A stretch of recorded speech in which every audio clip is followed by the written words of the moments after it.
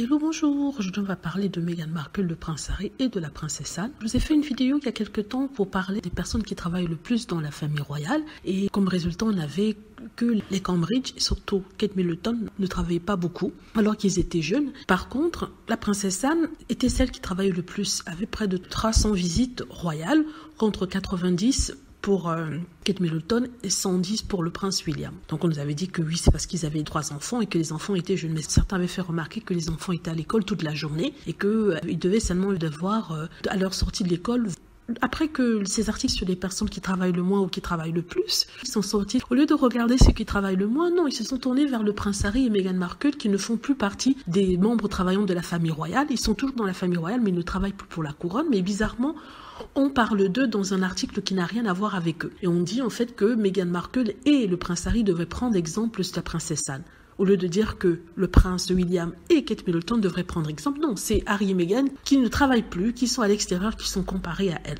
Allez savoir. En même temps, par rapport à ça, je veux dire en fait que la raison pour laquelle on considère Anne une si grande estime, c'est que on n'est pas dans ses affaires. C'est-à-dire que si on regardait la princesse Anne, on la traquait comme on traquait le prince Harry et Meghan Markle, je peux vous dire qu'il y aurait des choses qui sortiraient. Par exemple, on reviendrait sur son passé, comme on a fait pour Meghan Markle. On se rendrait compte qu'elle a épousé son amant, qui est son mari d'aujourd'hui, et qu'elle a eu une affaire avec l'ex-mari de Camilla Parker Bowles, quand ils étaient même ensemble. Tout ce genre de trucs qui sortiraient et qui feraient en sorte que le public ne l'aimerait pas. En même temps, il faut dire qu'on parle de deux choses complètement différentes. En ce qui concerne Harry et Meghan, il y a de la jalousie. Personne ne peut être jalouse de la princesse Anne, on s'en fiche d'elle. Je suis désolée, je dois le dire, même quand elle était jeune, elle n'avait pas un physique assez particulier pour en être jalouse, donc les médias ne se focalisaient pas trop sur elle, préférant aller vers des personnes qui avaient plus de brillance, plus jolies. Je parle de la princesse Margaret, je parle aussi de Diana, je parle de personnes dont on a toujours jalousé parce qu'ils avaient quelque chose que les autres n'avaient pas, c'est-à-dire la beauté de la princesse Margaret, la beauté, la douceur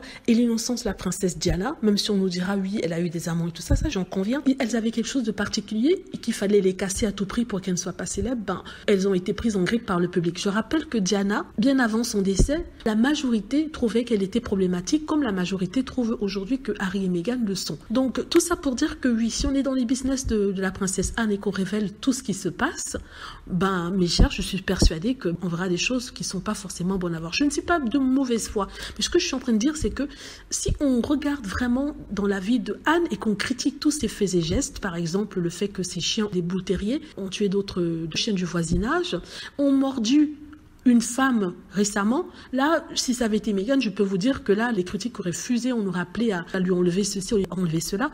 Pourtant, quand il s'agit de la princesse Anne, c'est quand même passé inaperçu, il n'y a pas eu cette indignation totale. Pourtant, son chien, il n'y a pas quelques semaines de ça, a mordu une voisine parce qu'il n'était pas attaché, il n'avait pas de laisse. Or, on lui avait dit à plusieurs reprises de contrôler ses chiens, ce qu'elle n'a pas fait. Voilà, dites-moi ce que vous en pensez, j'espère que vous avez aimé la vidéo. N'hésitez pas à cliquer sur like si c'est le cas, à vous abonner pour plus de vidéos et à cliquer sur la petite cloche afin de travertir lorsque je poste une nouvelle vidéo. Merci.